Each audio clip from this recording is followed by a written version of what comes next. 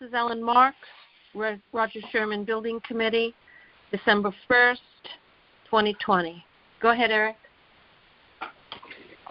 Hi, this is Eric Lang, Chairman of the Roger Sherman Building Committee. The meeting is called to order. Welcome, everyone. Hope everyone had a safe and healthy and fun Thanksgiving.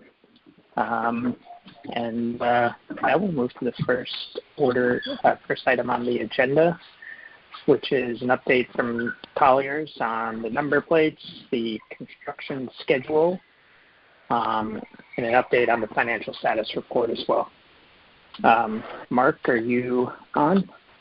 Yes, I am. Excuse me. Mark Schweitzer, Colliers.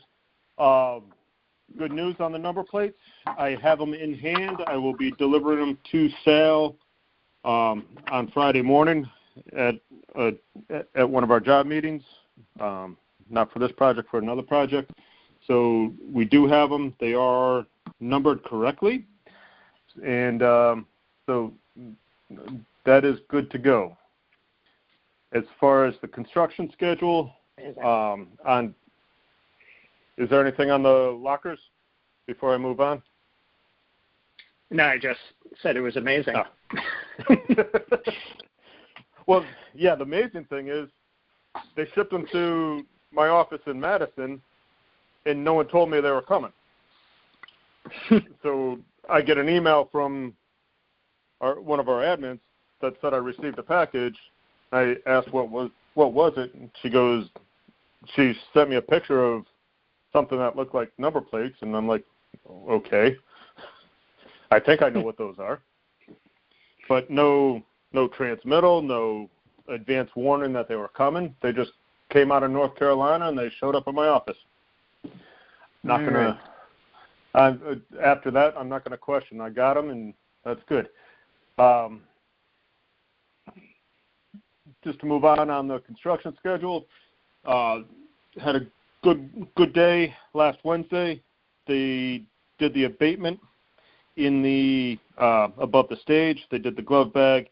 They were all broken down by 10 o'clock. They were basically all broken down, and Fuss and O'Neill was basically out the door probably by 11. They also did the ceiling tiles, and they did the sprinkler head work that the AHJ requested. They have, according to their punch list, they have 2 items left. The grill in the APR, they have to furnish and install, and we have to resolve the issue with the roof stands.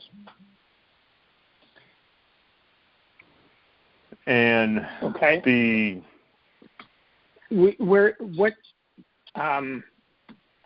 stands have been an open item for quite a while now. I mean, how are we resolving this?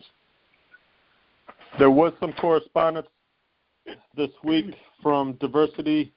I believe it was a letter from the roofing manufacturer on their position. Dave, did you have an opportunity to look that over? Yeah, so I actually received that today. It was a letter from Jeff Hunt with Johns Mansville stating that the installation meets industry standards and would not void any active warranty that's in place. I believe the warranty is, we are past the warranty, so that's sort of an irrelevant piece, but from his position, he's endorsing it's a standard installation. They did peel back the layers and exposed enough to try to give us a visual cross-section of what they did, and it sort of meets what he explained to us that he did. So at this point, now that we have a letter from the manufacturer, which we did request. A unilateral decision needs to be made to whether we accept that or come up with an alternate. The substantial completion form that we are providing has that listed, and they gave us a value of $10,000, if they needed to do anything. So at this point, the decision just needs to be made unilaterally if we agree with what was installed. From our position, it doesn't comply with our detail, but it appears to be a relatively reasonable solution, and has been used and is common, as referenced by the roofing manufacturer. So I guess it's a discussion we could either have tonight or at the project meeting, but that's where we are. They are not proposing to make any other changes other than we did ask them to go back and add some of the adhesive, the mastic, around some of the nuts and bolts, the fasteners, which they did do. Okay. In my opinion, for what it's worth, given the fact that we don't have, or that the roof is out of warranty, I think, well, I guess, number one, David, thank you for, your diligence on this item. I think it is obviously a very important one. Just to quote one of my professors in architecture school, who always said, "Water is the enemy." I appreciate you being the first line of defense in our fight against that enemy. And I think your steadfastness did the school a service. So thank you for that. You're welcome. And, secondly, given the fact that the roof is out of warranty, and yet we have a letter stating that the installation or the waterproofing procedure that the roofer did implement out there is industry standard and one that they would endorse if it were under warranty, I don't see any reason why the school should not accept that installation.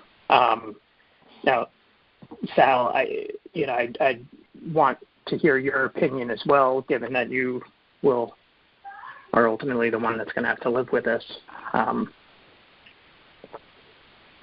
Hi, Sal, it's Sal. Yeah, I'm on. Hey, Sal. How are you? Good. How are you? Yeah. Good. Good. Yeah, the warranty issue is not an issue because we're past warranty date.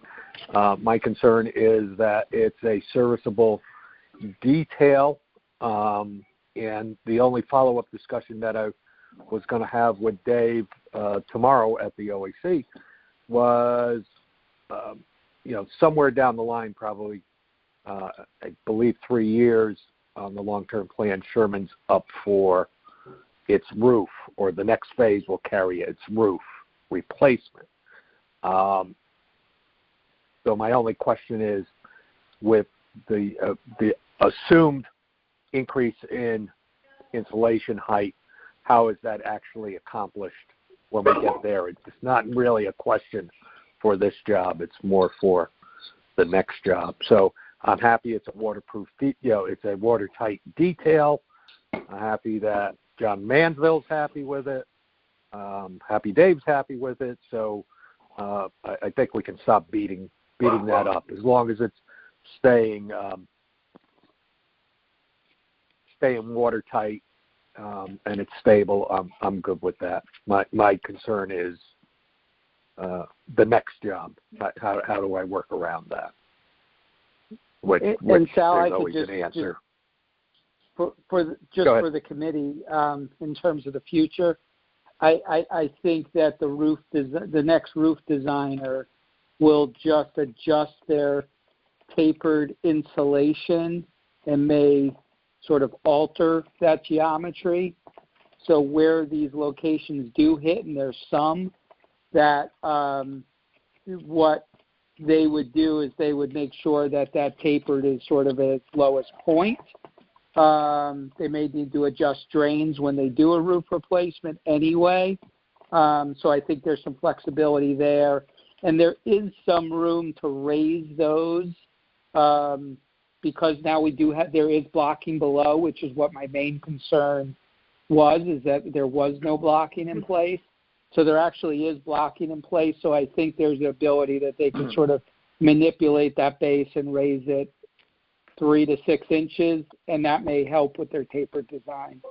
So very good. That was just sort of an initial thought, but obviously it would have to get, designed at the time. But I think there's some solutions that's plausible. Very good. Great. Okay. So, Dave, you had mentioned that your substantial completion letter is just contingent on Fairfield Public Schools accepting this detail? Well, I wanted to just have the discussion. I wasn't going to make it contingent upon anyone other than us as the architect that signs that. The owner does sign the form, but I was not going to make it contingent upon anything other than listing it on the, either adding it to the list or removing it from the list. I see. We are going back out there on Thursday to do a sort of hopefully a last final punch list, just to confirm and make sure everything else has been sort of crossed off the list. Our substantial completion date, based on where we are, we were going to hit it at November 15th, and we were going to give them to December 15th to say complete whatever remaining items are on their list, which really seemed to be, minimal. That the grill that Mark mentioned, and then if there's really any other minor touch-up items, that would be just listed on substantial completion. But right now, after Thursday, I'm just going to sign it and backdate it November 15th, because that's essentially when they were substantially complete with the controls. We have correspondence right around that time that was the case. So I'm gonna date it then.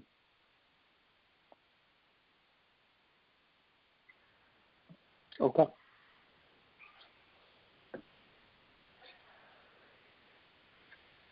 Sal, you're okay with that, the backdating? Sure. Not a problem.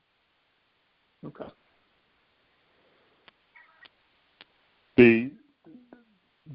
The only point I would bring up, this is Mark Schweitzer, is if we issue it on, which would be the 3rd, I would give them 10 business days to do it, to complete the list.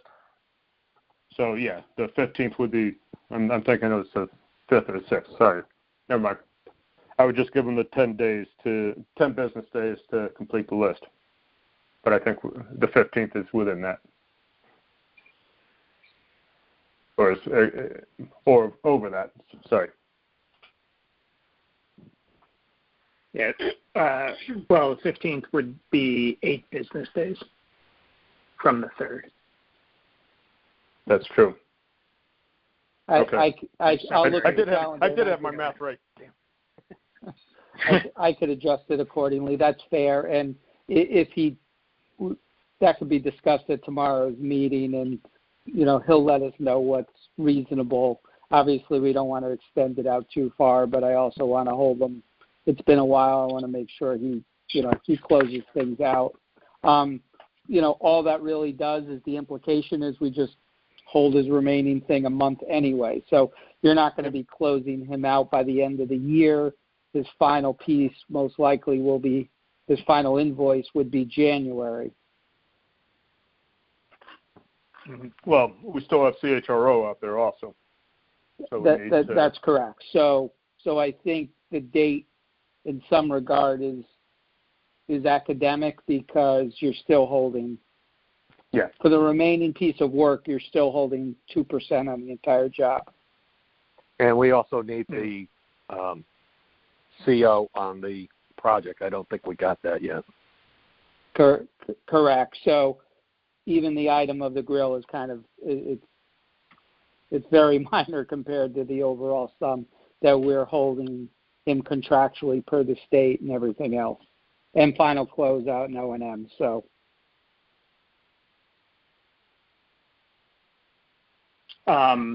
okay, so it's a good point. What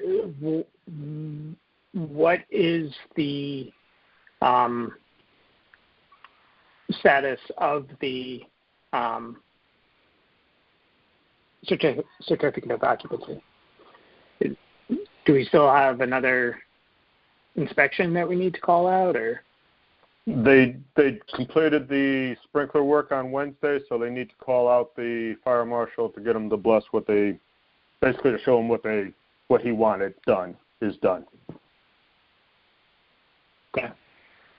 Yeah, I don't think we're very far away from them doing that, and how long it takes for them to just issue the paperwork, Eric. We're pretty close to that final sign-off. Okay. All right, so they can request that inspection now then, right? Correct. Okay.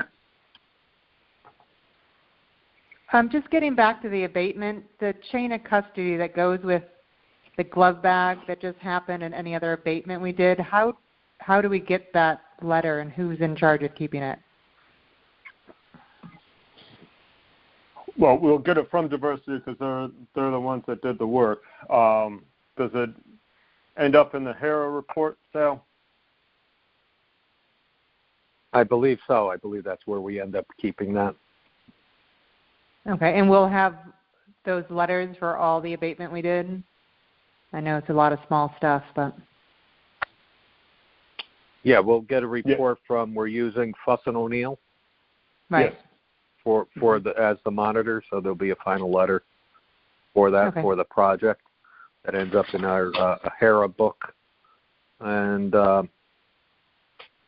and also down at the maintenance department we have an asbestos file, hazardous material file, and stays forever and ever and all that good stuff. Great. And then the last there was, thanks, Al. There was some condensation leaking going on. Has that been where we thought it was maybe condensation leak? Has that been resolved? I know there's been discussions between Silver Petrocelli's mechanical engineer and diversity. I'm not sure if that is 100% resolved. It was discussed and batted around, but I'm not sure if it's final resolved. Yeah, my understanding is they were suspected that was an issue, and then there was discussion whether or not that was in various locations. That was not to be the case. We'll reconfirm tomorrow, but the last discussion is that we haven't seen any evidence of that. That we have a widespread issue. It may have been something very isolated, but no, everyone sort of looked at that. The field super didn't see anything further. So at the moment, we think it's a closed issue, but we'll confirm. And I think Sal may have mentioned, or his staff, that they haven't seen any signs or indications of any of that. So I think it was one potential isolated issue, but I'm not sure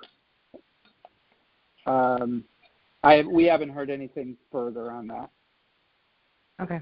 Yeah, I mean, my concern there, though, is that the AC probably hasn't been running recently, right?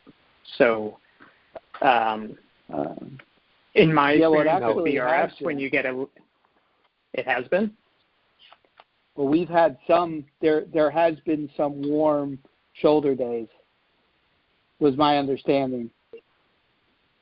There were some warm shoulder days in which they may have been on. Right. I think we locked out once we had. Yep. It's also a controls sequence that we have. This is Sal talking again. There's basically three systems in the building. There's the perimeter heat that's run when the boilers are enabled. The AC, the variable refrigerant flow system, variable flow refrigerant, and then the HV units, the fresh air system. So when the heat is enabled, when the perimeter heat is enabled, the AC units are disabled so that you don't have them fighting each other. All right. Makes sense. That was not necessarily the sequence when this discussion started. So Dave is correct. There might have been some days that we were running them and running the heat, but that's been resolved. As far as that particular case, that's a comment that's coming from the GC condensation for a leak, for a noticeable leak, for a leak indication that we had at one of the units. And they didn't find the reason for that leak. It hasn't leaked since, and they're bringing up the idea that it might have been condensation. I don't know if they're grasping at straws, and I don't think it wasn't a severe leak when it happened. I think they just had a hose. I think it was something that was out of place, and final adjustments took care of whatever it was, a hose or a piece of insulation that was out of place. That's just my personal opinion. I have no backup for that, but I'm kind of thinking it's a red herring. Okay. I mean, it sounds like if it wasn't substantial and it's no longer present, that it does kind of point to a condensation issue, which is probably just a gap in the insulation on the condensate pipe, from the rooftop unit down to the heat pump in the classrooms, which could be pretty substantial. I just put these into a Marshall's in Brooklyn, and as soon as they opened for business in the summer, they fired these things up, and we had one gap in the insulation above a piece of ductwork that did create what appeared to be a substantial leak. And we put a ladder up there and saw there was like a half-inch gap in the insulation, and it caused a significant amount of condensation that was driven into the store. So I suspect that's probably what it was. And I'm just nervous that come springtime, when you start these back up again, it's gonna represent itself if that hasn't been addressed now. But again, I haven't seen it, and I hope you guys, the team in the field and that's been walking on the site, has laid eyes on it. And if you're comfortable that it has resolved itself, as you say, then I'll leave it at that.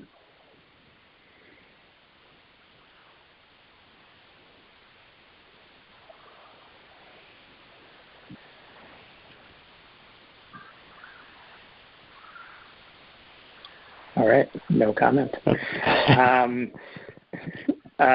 right, Mark, anything else on the construction schedule? No, nothing else on the construction schedule. All right. How are you looking on the financial status report? Financial status report, we're to the good. I believe it was 105 is on the project on the whole. We have $98,000 left in project contingency, and I think overall we're 105 to the good. That being said, I just pulled up the FEMA report that was sent out prior to the last scheduled meeting, and we are under the FEMA limit by about $37,000 with all the encumbered money that is to be included on the FEMA list. We're under the $2.6 million by about $37,000, and that's encumbering some PCOs or potential change orders that are still on the books that haven't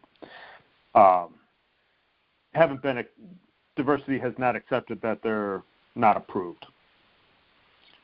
And I'm carrying about $29,000 of PCOs out there that haven't been fully rejected yet.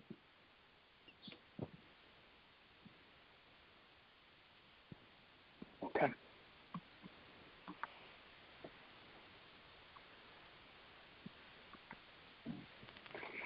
I'm sorry, but what exactly does that?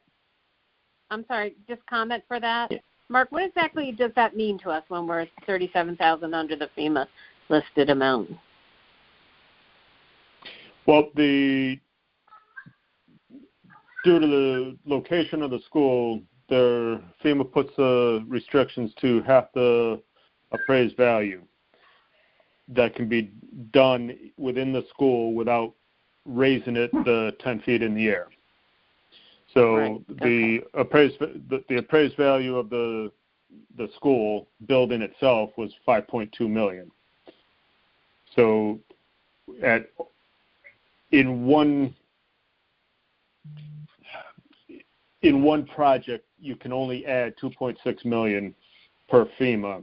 If you were to go over that, you would be required to raise the building up to 10 feet. Right. Okay. So I get it now. Thank you. I'm just saying that you still say there's a possibility of $29,000 that hasn't been necessarily accounted for yet in that number. Yes, if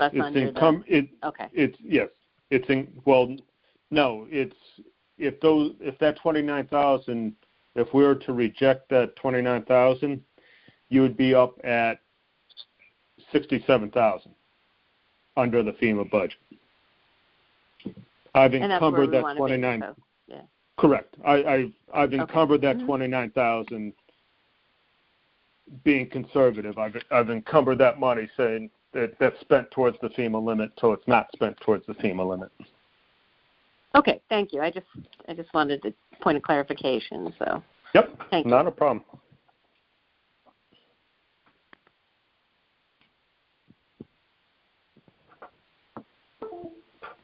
Okay. So regarding those $29,000 of disputed PCOs, what have we given Diversity and ourselves, I guess, a timeline to resolve them once and for all? If we're presumably getting substantial completion this week on Thursday or soon thereafter, we should really start moving swiftly to close out Diversity's contract. Correct. We don't want these things to drag on. And I'm sure they don't either. They're going to want final release of retainage and final payment and all that stuff. So correct. what's your guys' what's your plan for resolving all these things once and for all? At tomorrow's OAC meeting, we'll schedule another time to either we can do it at the OAC meeting or we can do it in a smaller group. And basically it should be diversity, Silver Petroselli, and myself. We can sit down and just go over what what the consensus of, these 29,000 were vetted by Silver Petroselli and deemed not fair and reasonable. So we'll need to sit down with them and explain why they're not fair and reasonable, and let them come back and go from there. So we can either do it at the OAC meeting tomorrow, or we can arrange another time to meet with them in a smaller group. Okay. Yeah, let's now's the time, so let's just Dave, get these resolved. Yes, Dave, you care to comment? Is possibility this can move ahead at tomorrow's OAC meeting? We've already gave them our position on it. It's now up to them to defend it. So there's no reason why the conversation can't take place at the OAC or at a follow-up meeting. The burden of justification falls back onto diversity to show where in the plans either these were excluded or out of scope. At the moment, they haven't demonstrated that to us. We've responded to each of those as to why, and but we're happy to continue the conversation. As I mentioned, we are, call it 2 billing cycles away, potentially from closing out the job. So now that substantial completion has been issued, I think their incentive to close these open items, reaffirm that there are no other items lingering out there, because I think you may remember as we proceeded over the last few months, questions were, are there any more, are there other open items? And then we hear no, and then 2 weeks later something else is submitted that has back dates. So yes, that all needs to be resolved quickly. And the biggest incentive here is if we are, as part of your state reimbursement, if any items do approach past that 6-month date of when it was initially anticipated, that would be not, non-reimbursable. So they will understand that is really the biggest incentive that we will discuss with them, is that they will need to justify that, not only for us but also the state, and make sure that their paperwork was in a timely order. And if it wasn't, then that sort of speaks for itself. So we're more than willing to have the conversations and reiterate our position as we stated already. And also, just be sure that the schedule that you're talking about, with the potential for closing out, on the 15th of December is up in the forefront of that conversation. Agreed. Thank you.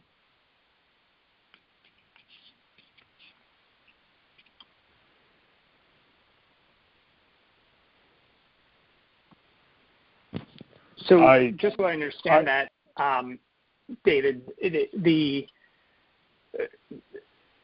when you say anything over 6 months from the occurrence is not reimbursable, how does that, as a OSC GNR item, how does that come into play? Outside of our contract with diversity? Yeah, so this is somewhat outside of your contract with with diversity. So any change order on a state-funded project that's administered by OSCG&R, they deem that the start of your change order is essentially the time that it was first discovered, discussed, positioned. It's not the date that the change order was reviewed by the committee or signed by the committee or signed as an AIA change order. It's the time it was essentially discussed. So we are approaching, if an item came up in the June 1st, we're approaching that 6-month timeline. So these are only for change order items, Eric. It doesn't deal with base contract work. It's only a change order, and it's only a change order if that was deemed to be an eligible change order, because some change orders are ineligible. But that is an important timeline that we don't want to lose sight of. So if it is an eligible change order, we want to make sure that the paperwork, and the state recognizes that at times it takes a while to get that paperwork fully memorialized, approved, and then up to them for review. The reason why they have a timeline is they've had experience in the past that they didn't see those change orders for years later in some projects. Yeah, right. They had projects in Hartford that it just was protracted so long. So now they have a policy that says, listen, get it in by 6 months. If you don't, we're not going to reimburse you. So they're holding the towns accountable and, in turn, holding the contractors accountable for that. Yeah. So I think that's the incentive to get back to diversity, to say if we're going to close this out and if we are going to approve any of these change orders, your paperwork needs to be in order, and we need to get that done swiftly. Got it. But the provisions in the contract are much less than 6 months, right? Aren't they 30 days or 60 days? They got a claim in 21. 21 days? All right. I believe. So, I mean, any of these change orders included in the 29,000, I guess, are any of them go back 29 days from presentation? Yes. Yes. So are we just dismissing them out of hand? Well, I'm not dismissing them purely on that basis. I mean, that's a point of order that will be made is within their contractual timeline. Right. Typically, I think, as you all know, if that's ever litigated, that usually isn't the first thing of how an item is thrown out. It's everyone really looks at the merit of the change. And that's what some of these are, is whether or not these are truly contractual items. And that's what we're arguing. The point is whether or not this was truly scope of work items or not. Got it. And there's some that they presented that we have approved. So this isn't just a unilateral everything that they've sent to us. Right. Okay. I think we're sort of at the end of the project that they realize that it's time for them to really focus in on that and, fish or cut bait on some of this, because the project needs to get closed out. If they want to close it out and release their retainage, it's time to move on. Yeah. Yeah, and I mean, it looks like we've got $160,000 in retainage we're holding. So, sure. That's a pretty big carrot to dangle in front of him to get this done. Sure, and if he wants to continue to fight it, then he needs to make a claim out of it, and then nothing moves anywhere. So I think the town's in the right position here to have the leverage to close these things out. We could talk through each of them and make a determination if there wants to be some negotiation. But from what we've presented, things are pretty clear that these were contemplated. And going back to the timeline is, why weren't these discovered or discussed in March, when the contract was signed, or in April, and, why do they come this far down the road? So you're in a good position at this point. That's not always the case with some of these, with change orders on construction projects, but I think in this case you are. Right. Okay. All right. Well, the other thing, too, we have going for us is it's the end of the year, and they're going to want, payments on the books, for 2020 and everything else. So, let's try to leverage all those things to get them to resolve, resolve these change orders and close out the contract as like I said, as swiftly as possible. Yeah, we go back to the original contract, too, regardless of all the other things. Even their adjusted contract timeline is a lot further out than we anticipated, right? They were going to be substantially complete 2 months ago. So, right. I think when we put all that into context of the discussion, we'll resolve this pretty quickly. Yeah. Okay. But I guess that it's also to say that original date of August was, a sign of the times, and here we are with everything going on. I'm sure they're also going to want to close things out for the same reason. Yeah, absolutely.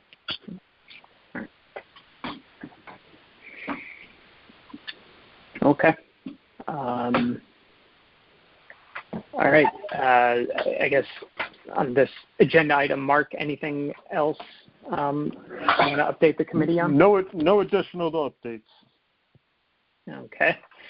So the next item is an update from Silver Petrocelli, which I think we've covered a lot of these items. Dave, is there anything else you want to add? No, I think I impulsively jumped in on a bunch of stuff already. So unless there's any other questions for me, I think I covered it. Probably the only thing to say, obviously at this point, looking at it's kind of going back to what Jenna said from where we started and hoped this project would go out. It surely didn't run in the linear fashion we anticipated it in, but when you look back to where we started the project and needed to get through even everybody working when we were during a shutdown, diversity did power through this, and their subcontractors did with, some people having staffing issues, due to COVID, and they've sort of gotten through it. And then even as students were coming back, they've worked through it. So all in all, from our perspective, it's been a very positive project, and we've gotten there. It just didn't play out the way that we all hoped it would be, a fairly smooth project. So, we're real happy with the results where we are, and we're anxious to close it out. Yeah, no, I'd second that. All things considered, it was a very smooth project. And like I said, I do this in my day job, and this one has gone much more smoothly and has caused many less headaches than some of my other jobs. So, it's I think a testament to not only diversity, but all of you as well. Silver Petrocelli, Colliers, and obviously Fairfield Public Schools as well, being flexible and accommodating the work in a, with everything else that they have to be considering in these times. So, job well done, everyone. I'll second that.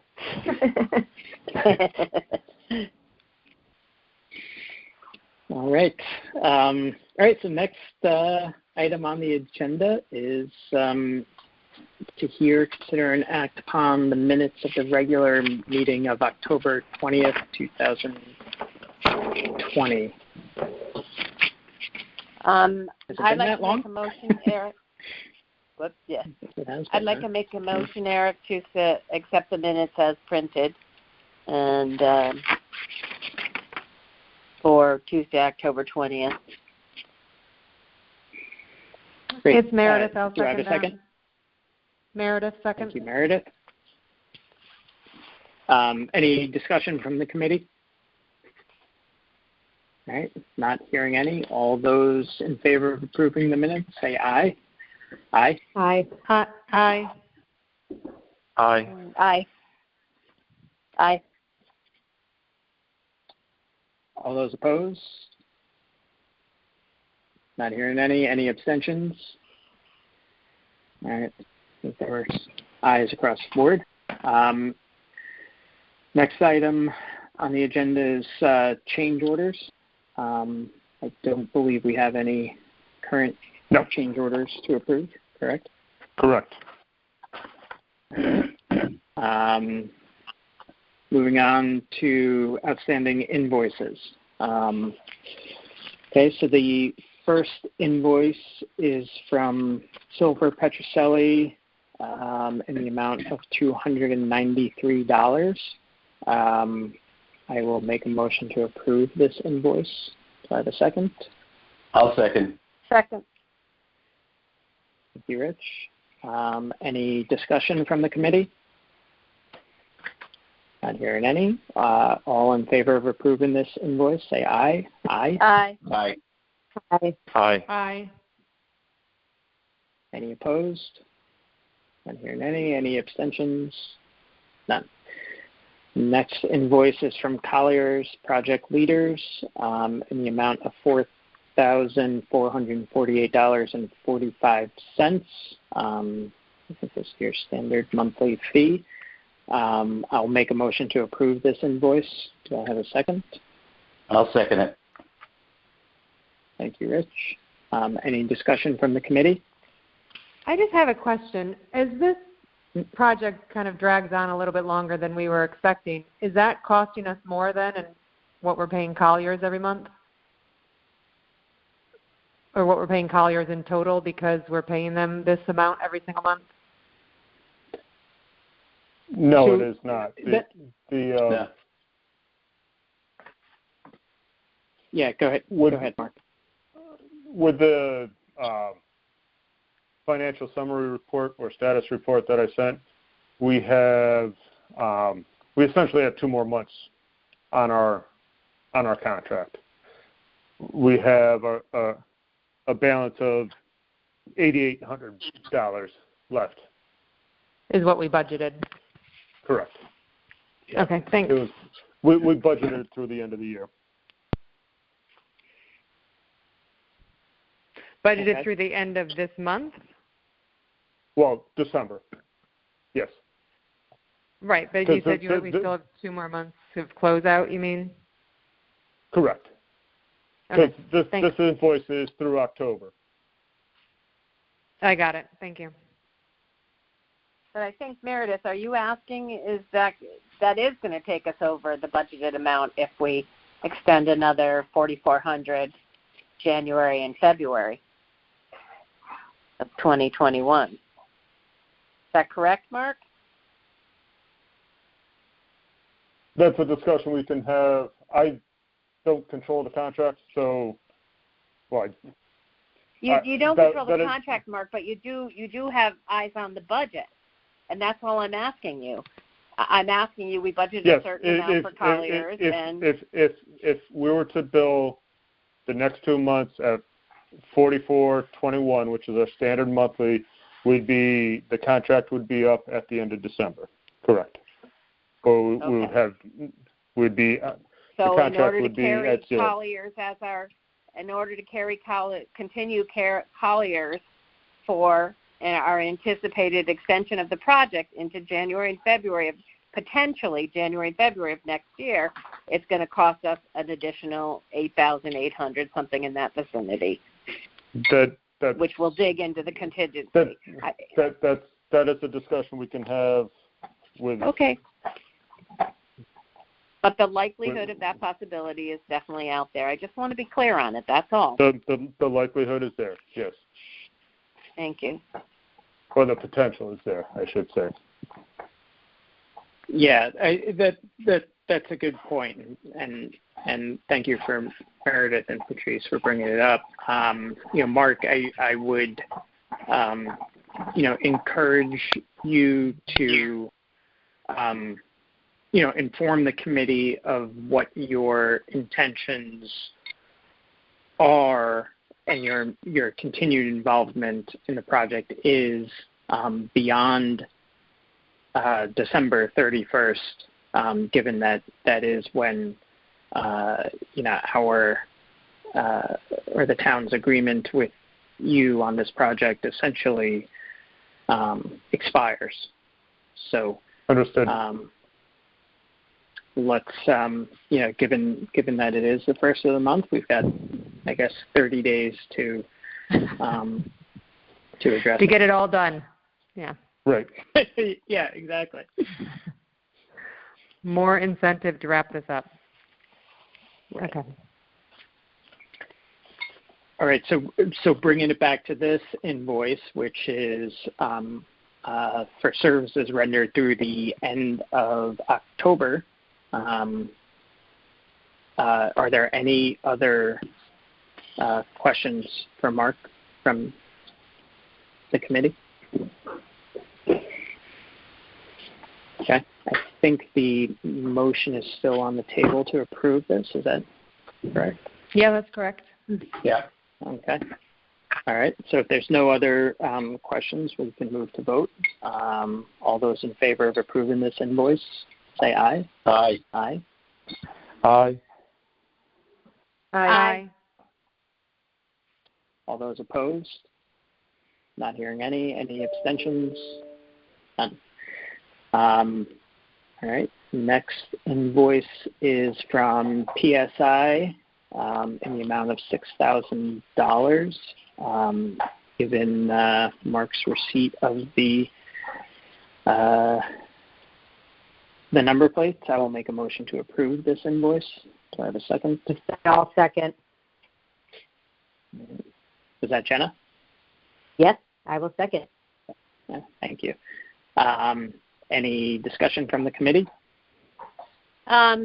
Eric, just one question. I know that Mark checked them, that they're the appropriate numbers that we need, but we still don't know if they're the right size. They are similar to those that already exist and are able to go up really easily.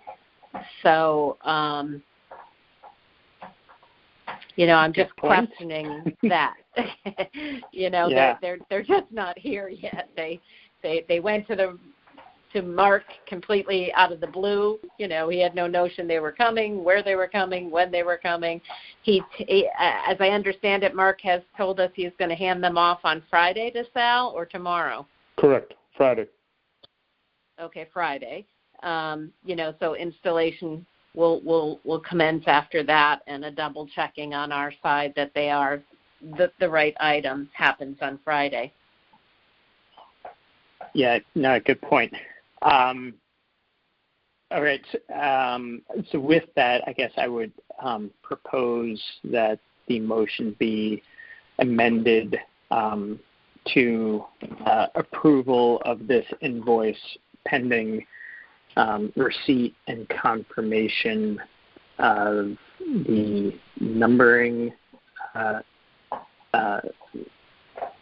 meeting our needs, as well as the size and compatibility matching all other number plates and the whole configuration of the number plates on the lockers in place. Sorry, that's a little verbose. Ellen, did you get all that? Sort of. Sorry. Meredith will help. Right, Mary? Yeah, we'll make sure we get it right before we issue the minutes. But do I have a second on the amended motion? I'll second that amendment. All right. Thank Who's you. that? Go with Meredith. It's fine. No, I didn't say anything, but I'm happy to second it. Oh, is it Jenna? Okay. There's only three. I don't know. I'm glad it's amended. I just, we've done so much crisscrossing over this whole item. I hate to see it saying it's looking It has been a painful locker experience for sure. At least we can laugh about it now. Yeah. Okay. So, any further discussion from the committee? All right. Not hearing any. All those in favor of approving this invoice as amended, say aye. Aye. Aye. Aye. Aye. All those opposed? Not hearing any. Any abstentions? None. Okay. The next and last invoice is from Diversity in the amount of $85,294.12. I will make a motion to approve this invoice. Do I have a second? I'll second it. All right. Thank you, Rich. I'll open it up for discussion from the committee. Any comments, questions from the committee? So Is this the time and materials on the electrical change order? Yeah, so I was going to bring that up as well. Meredith, I had inquired about that with Mark earlier today. And Mark, correct me if I'm wrong, but the amount indicated in this pay app is the undisputed time and materials, but it is not the final amount. So what's indicated here as, so this is about $11,000 under the approved change order, which was for time and materials, but as I understand it, there's still about $8,000 or so of disputed costs that Diversity. Is it Diversity and the electrician are still working it out, or correct? No, well, the questions are coming from Silver Petroselli on a couple of the items. There's been some back and forth on these three items, and it was felt that Silver Petroselli estimated it at between $6,000 and $10,000 that was still being questioned. So instead of holding up their entire payment we took the max of $10,000. We said we would pay up to, I believe the invoice, the T&M tickets came in at about $86,000. They took 10 off that, and they're billing for $76,000 on this change order. And then once these items have been resolved, say if it's for the full value of $86,000, the next pay application will have that $10,000 on the invoice. If it comes in less, if they agree to $8,000, it'll be $8,000. Got it. Okay. And has this pay app?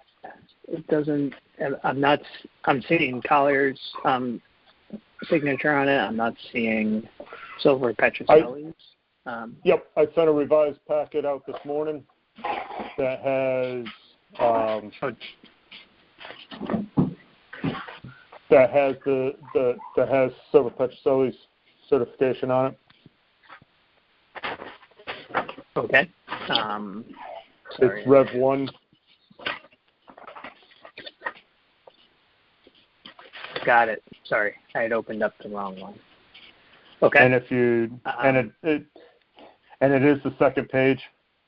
I inserted the page after the one that was initially sent on Sunday. So the second page, the second 702 has Silver Petroselli's signature on it. Got it. Okay. That's application There's 7R. Correct. That's application 7R. Yeah, that's the one I'm looking at. Okay. Right. Right. Got it. Yep. Sorry, I had the one from Sunday open. Okay. Okay. Any other questions or comments on this invoice from the committee? All right, not hearing any. All those in favor of approving this invoice, say aye. Aye. Aye. Aye. Aye. Aye. All those I'm having a opposed? hard time with this one. I think I'm going with opposed, Eric. Okay. Do you want to know my reason, or doesn't it doesn't matter because I won't hold the vote. It won't hold anyway. Yeah, I mean we ended the discussion period, but I'm happy to hear it included in the records. So yes, please. Well, I'm opposed Provide your reason. to approving this invoice at this time because during the discussion I didn't have clarity that diversity basically left out the 11,000 or the change order amount to be negotiated at a later time. Seems like they're getting at 85,000. They're getting their full chunk of the package. I really didn't understand it to see that they left out that there. Eric, may I just clarify that? Sure. So they gave us a hourly with a do not exceed amount, and this work has already been performed. They provided us with a time and material ticket and logs and backup, and as you could imagine, over $80,000+ worth of work, there was a lot of backup information that was provided. As we've been sifting through all of that, we wanted to make sure that the work included in those tickets and the hours assigned to that was properly allocated towards change order work versus base bid work. So that has just been the item of discussion. So as we're reconciling the time and material, we are allowing them to bill for a majority of that because we know that's acceptable because we've reviewed it and we agree to that acceptable amount. So this is just a reconciliation. This is not directly related to any of these other discussions. This is just a reconciliation of a time and material. Okay, David. That's already so approved. the amount. Okay, it's already been approved, is what you're saying. Okay, so you concur that this is from your perusing of everything that this is concurrent with all of the work that's already been done, whether it be change order, it would be inclusive of change order items, according to you. Am I correct with that? Correct. So the remaining amount is what's just being reconciled. But this is all, the amount that's in front of you is justified work. We reviewed it, we approved it, and in our opinion, it's acceptable. No one's disputing what's being invoiced as part of this application. Okay, based on that clarification, I'll change my vote, Ellen, to in favor of the motion. Okay. Thank you, David. Great. You're welcome. Yes, thank you, David. Okay, so I think we're in the midst. Why don't we just, start again? So all those in favor of approving this invoice, say aye. Aye. Aye. Aye. Aye. And aye. All right. All those opposed? Not hearing any. Any abstentions? None. Okay. The next item on the agenda is to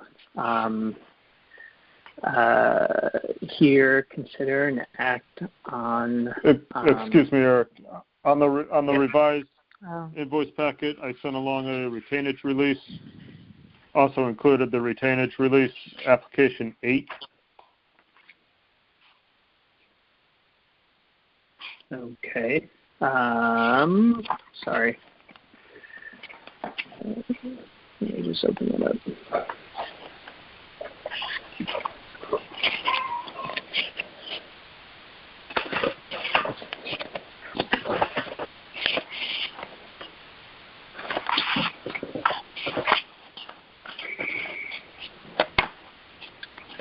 Okay.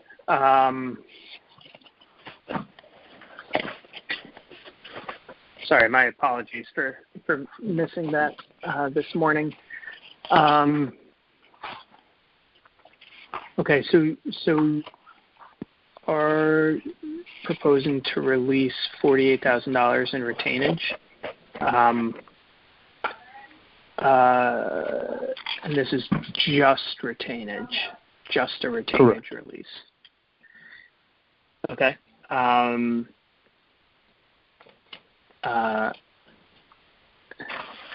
Okay, so I guess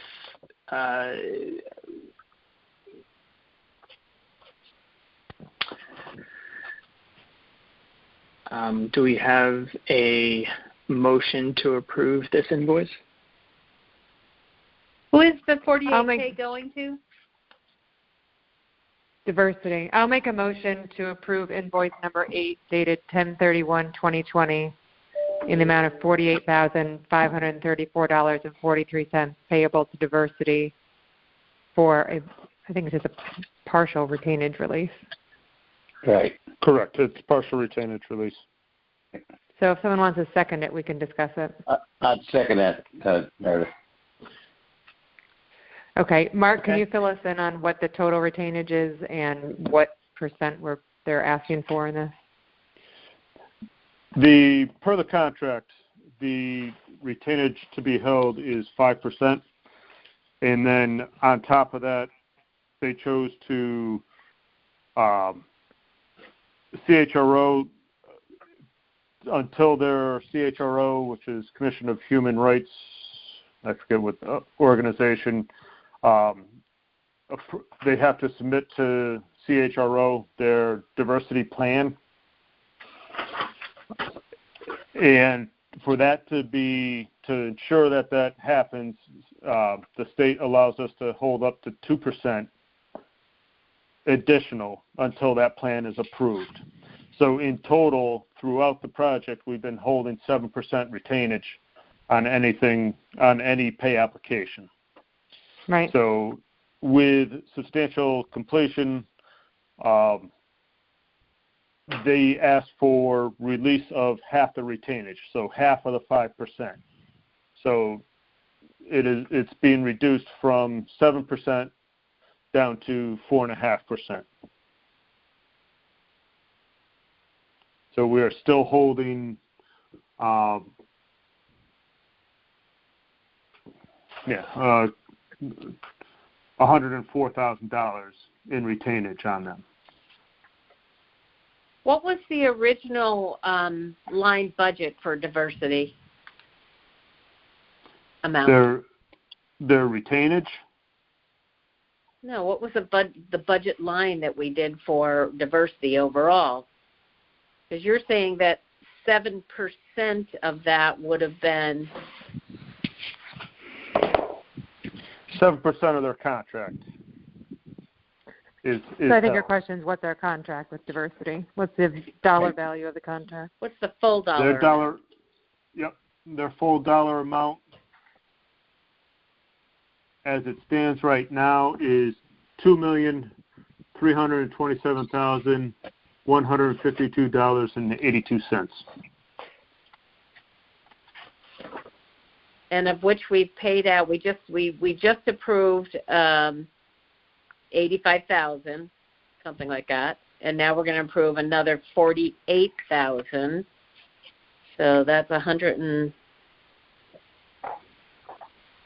what are we looking at here? 135,000 tonight. Yes. Okay. And then the amount we will be continuing to retain, you said, was 107,000? 104,000 in their retainage in their retainage alone, and then there's a work remaining of 13,000. So you've got over $115,000 still on their contract. Okay. Yeah, so which looks like it's about 4.5%, or we're still holding about 4.5% retainage. Is that correct? Sound accurate? Yes. Okay. So now, was the retainage release? Is it just across the board on every line item, or is it select line items for early trades? Or no, it is across the board. It is not a CM contract where essentially the town has contracts through the construction manager with each subcontractor. It is a single contract with the general contractor.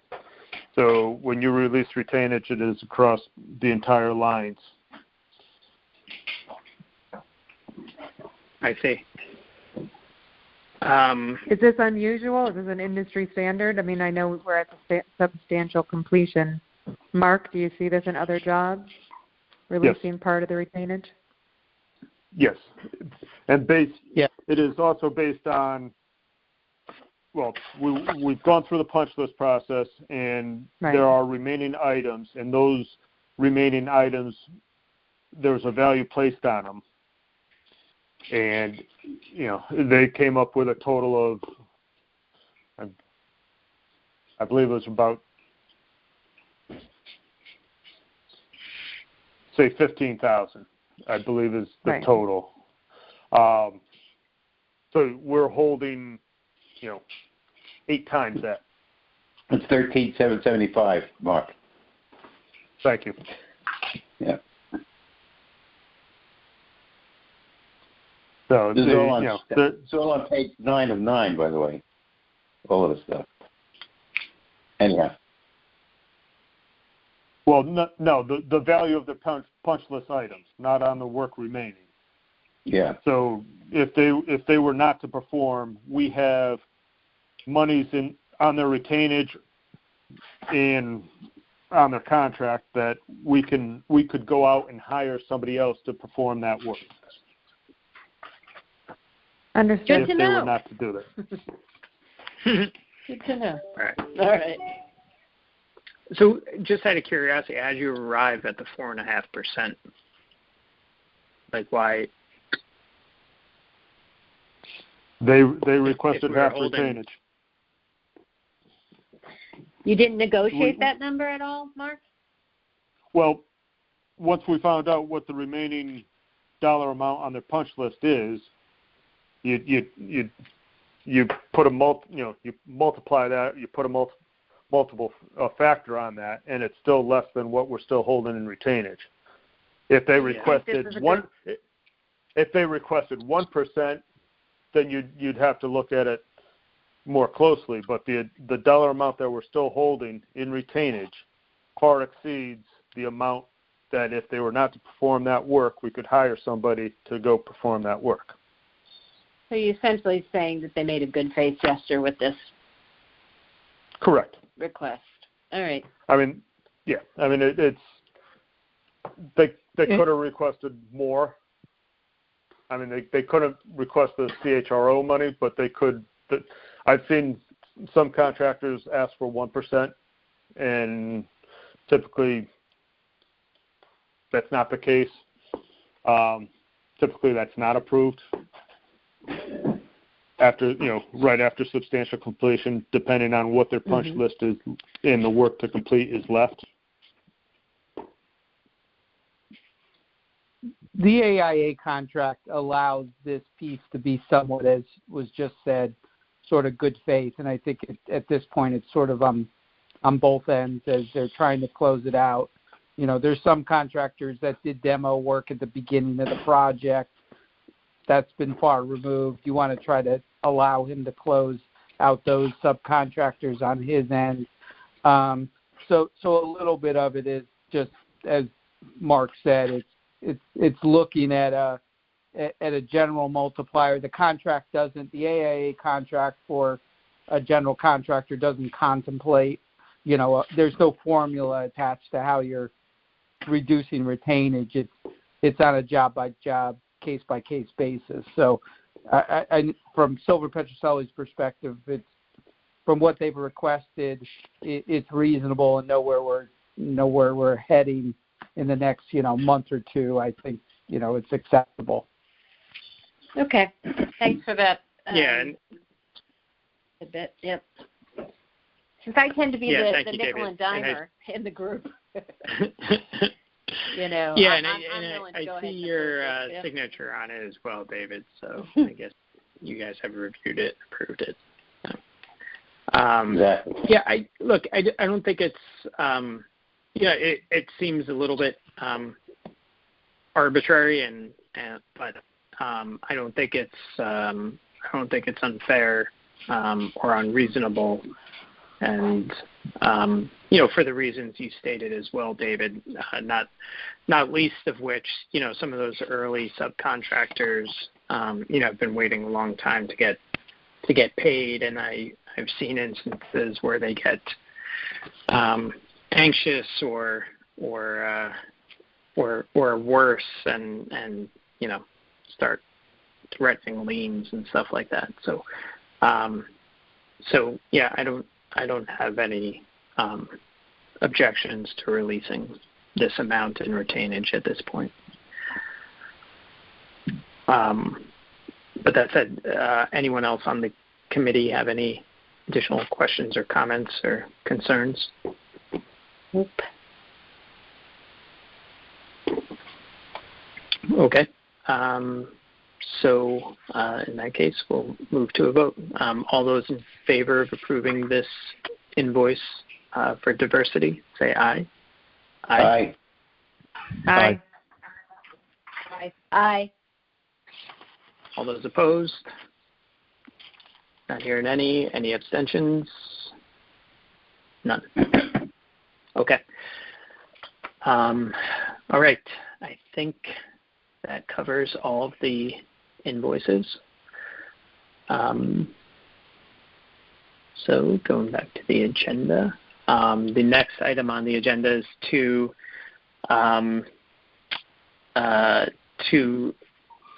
establish the officers for the 2021 calendar year, as well as the meeting schedule. I guess.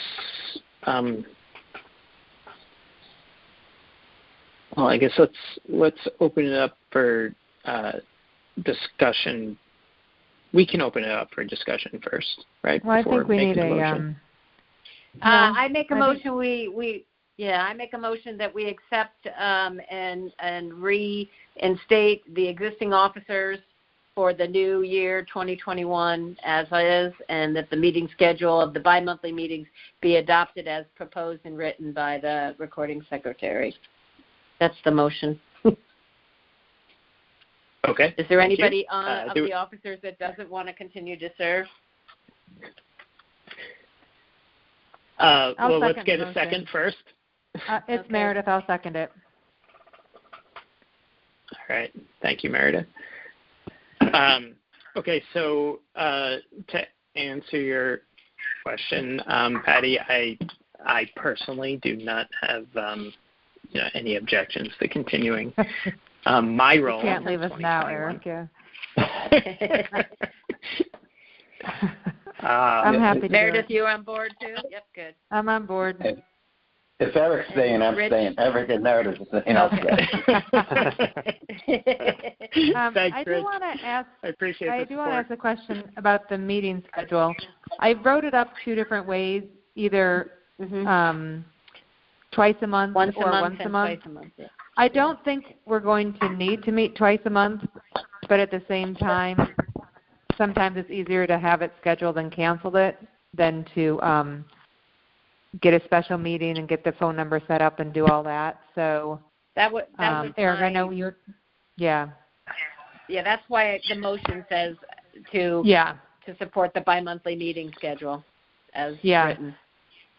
So I do think it's easier just to I think everyone's kind of used to this layout of the first and third Tuesdays, and then we can cancel them if we don't need them. So I'm in favor of that, Patrice. Awesome. Yeah, I'm fine with that as well, and I mean it goes all the way through. I mean, we don't really expect 2021, but yeah. Right, exactly. Yeah. We will. So, we will hopefully it does give us long the flexibility.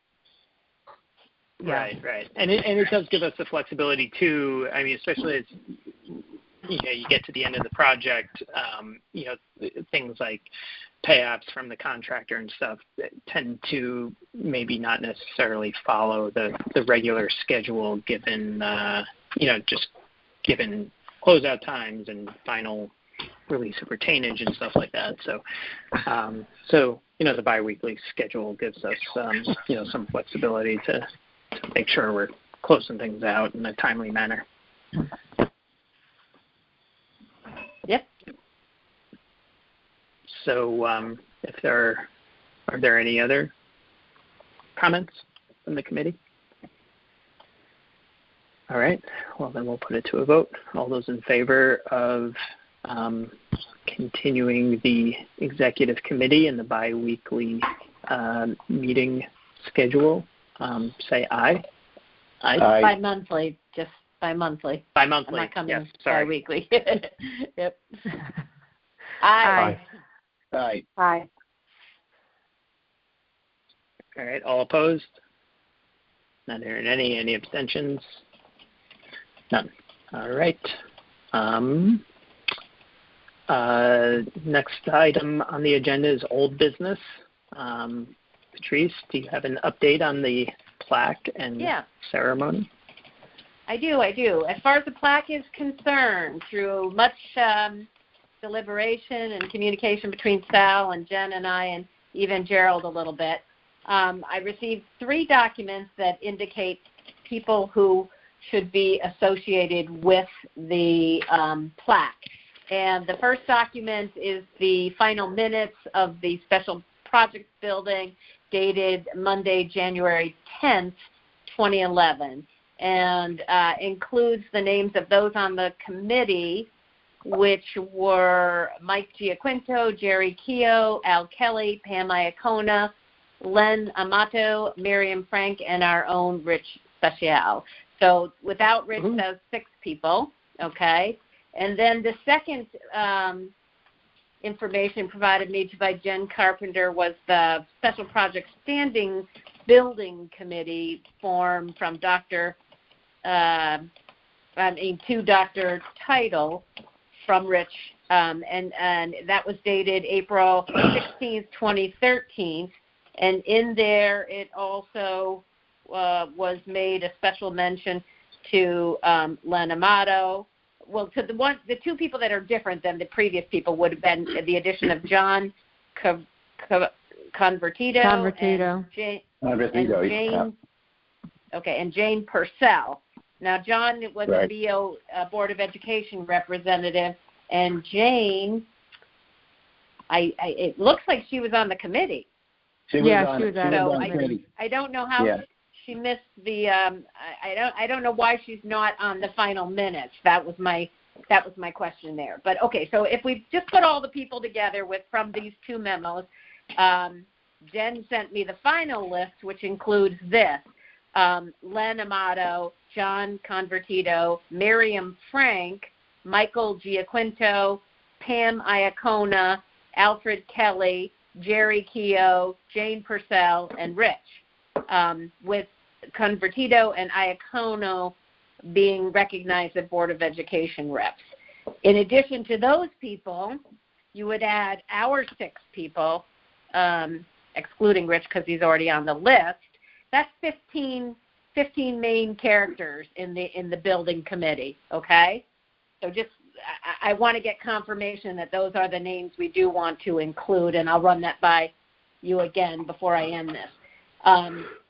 So the next part of all of this of identifying who should be on the plaque, you all got copies of the plaques that Gerald sent forth, the Penfield Pavilion one, the Holland Hill School, and I believe there was a Riverfield one, although I don't have that in front of me, of how the plaques are set up and what names beyond the committee participants that are included, like representatives of the Board of Education,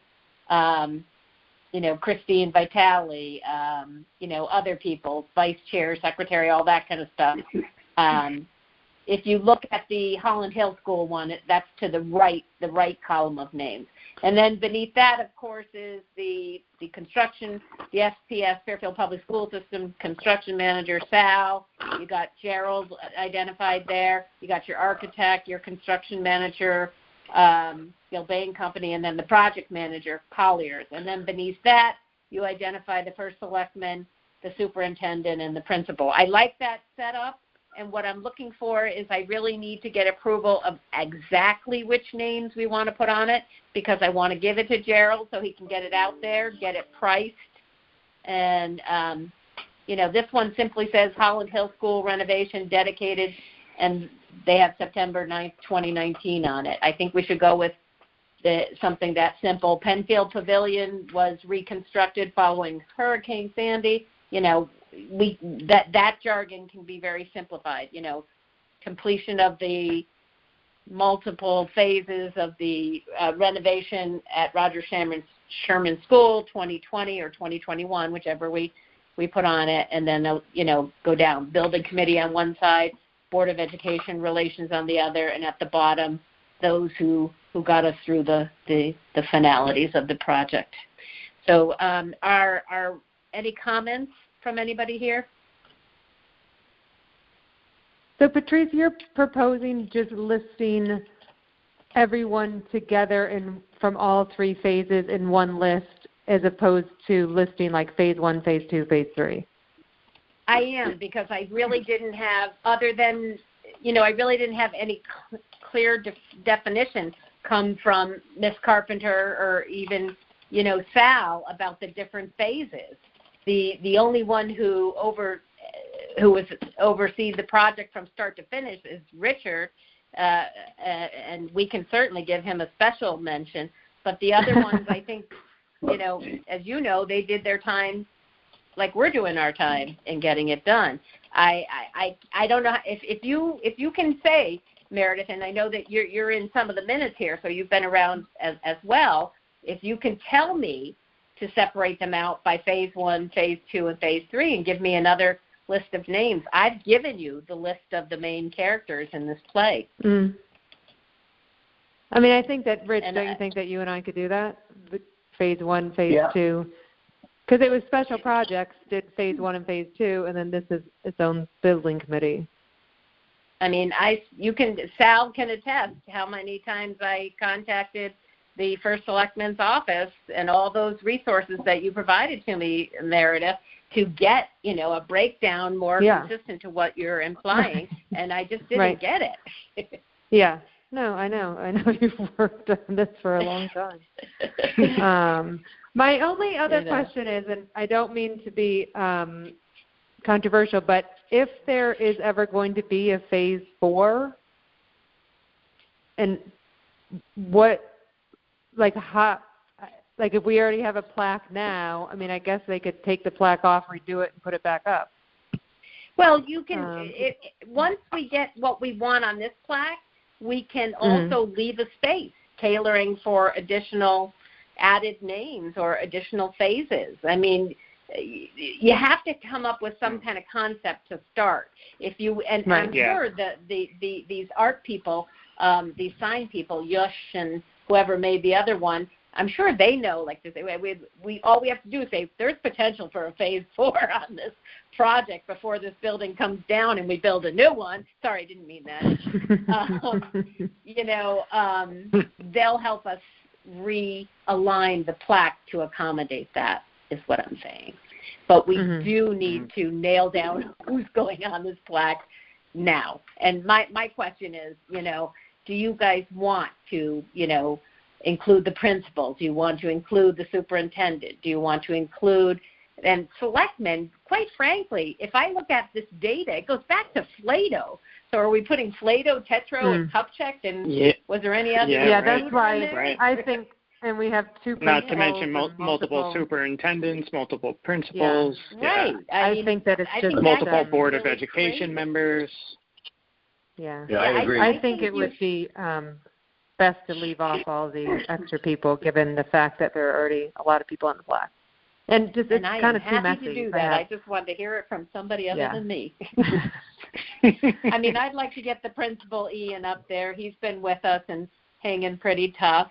And, I'd certainly like to get it's Christine who's come to. Christine. Yeah. But I think that, we can end it there. Yeah, but I mean, then we put Ian Banner on and we don't put Eileen Roxby on, who went through the first 2 phases. No, I'm sorry. I was a parent under Roxby. I completely forgot about her. I love Ian. I mean, she was, well, Eileen was very, very involved in the first 2 phases and certainly went to, the meetings and was supportive. So, and I think you're right to toot her horn. Well, I mean, I just think it should be, if we're going to put Dr. Banner, I think if we're going to include one position, we need to include that. I had a great relationship with Eileen, but I personally don't think it should be on there. I think it's going to start to maybe have a lot of resentment among others that thought that they should have been there or something. I don't know. Maybe I'm all wet on that. Well, would you put Ian Banner on, Rich? No, you couldn't. No, not if. Yeah. If you don't include Eileen, then I have no problem. I have no problem with both of those. I'm just, if Meredith, my only concern is that I redirect you to those plaques that are already existing in the school community, and almost all of them contain the school principal's name. Well, I mean, what we could do is break it down by phases. We could have, Roxby on the top of it. And, we'll just have the Special Project Standing Building Committee list the people, Principal Eileen Roxby, and then Phase 2, Special Project Standing Building Committee list the people, Principal Eileen Roxby, and then Phase 3. And if we do break it down like that, if there ever is a Phase 4, you could almost just kind of get a Phase 4 plaque and add it underneath, with whatever the building committee is, whoever the people are. The sign company will make that, Yeah. But I think I think I agree with that. That just as long as it's just conforming to the principal and doesn't start to migrate to other people, Yeah, I don't think we need to add the superintendent or. Okay. Right. So we'll take that out. I'm definitely scratching that as. That's just my opinion. Yeah. Well, no, this is what I need. I need to come up with something. Yeah. So this is what I need before the next meeting is for you to send me the Phase 1, Phase 2, Phase 3 committee members or special whatever project members. Right. And I will also include under them the principals involved at that time. Now we've ruled out, and from the Board of Education, we've decided to. Have we decided to identify the chairman, the current chairman? I don't think we need to do the chair. I mean, I think the question is, do you do the liaison? The liaison. Okay. I mean, in our case, it's the same person, but okay. I don't know about the earlier phases. Well, we have three. Yeah, I mean, it's either Pam in phase 1, John in phase 2, Christine in phase 3. Do we want to include those people?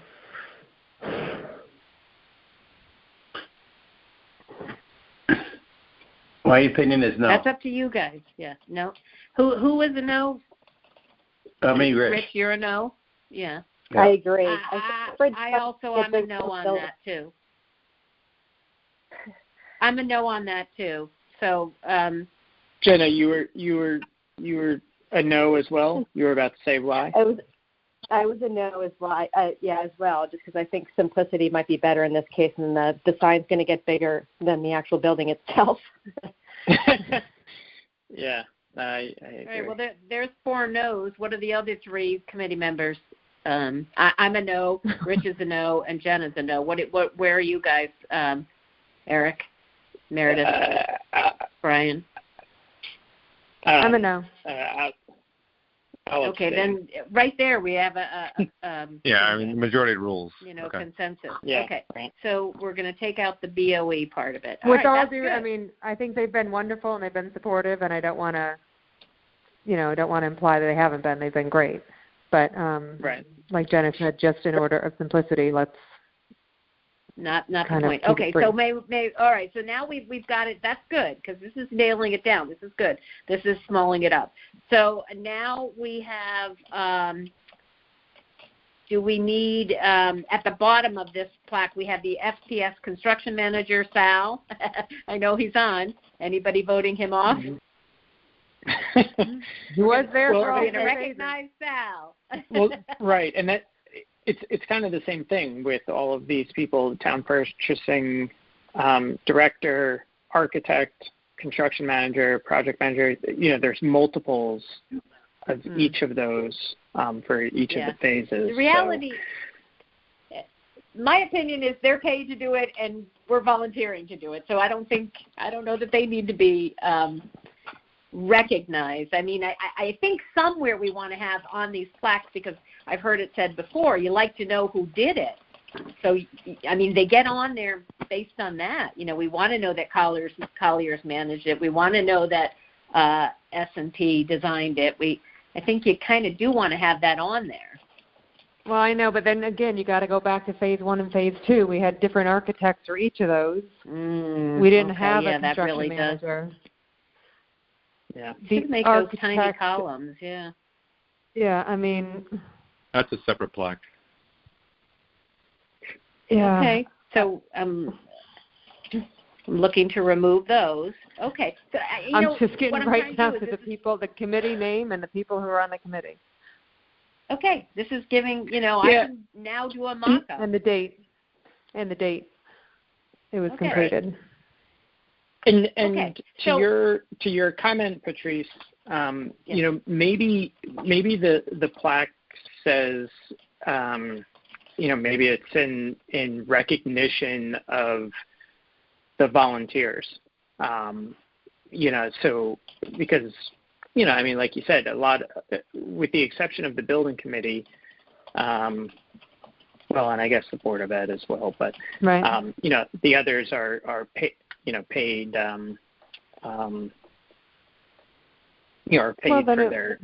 for their services. Yeah, I think recognition of volunteers who work tirelessly to complete the project of renovating Roger Sherman. I get that. I'll get that in there. Okay.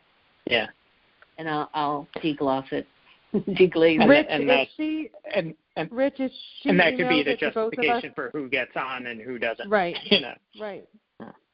And Rich, Patrice, if Patrice emails both of us, can you take a look at the list? Absolutely.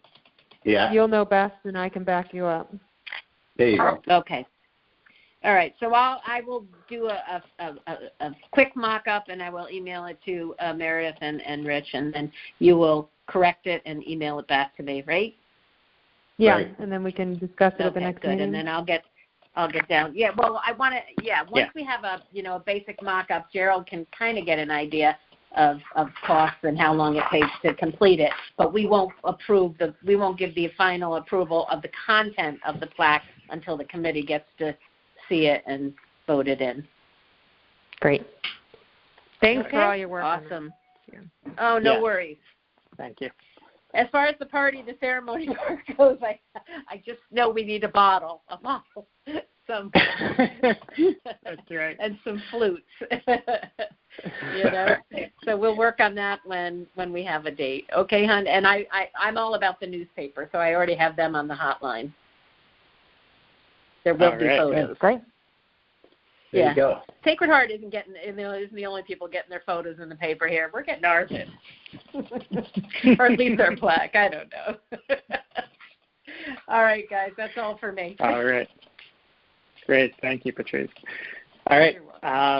Any new business anyone on the committee would like to raise? It's Meredith. I just want to let everyone know that Ellen Marks is going to be moving, and so she will only be our secretary, I think, through our next meeting. And Ellen, I just want to thank you on behalf of all of us for all of your work. And wish you good luck. I second it. I agree. I think this is going to be my last meeting. Okay. All right. All right. Ellen, thank you so much. Yeah. You are welcome. Ellen, Thank you. Thank you. Working with all of you. Likewise. Thank you so much. And best of luck to you. Thank you. Best wishes for wherever you're choosing to make a new home, I guess. I'm moving to Salt Lake City. Oh, my goodness. You really are biting the bullet. Awesome. Congratulations. Thank you. Congratulations. All right. Well, thank you, Ann. So, any other new business? All right. Well, with that, I'll make a motion to adjourn. Seconded. Second. Yeah. Third. First. Aye. All right. All in favor? Aye. Aye. Aye. Aye. Aye.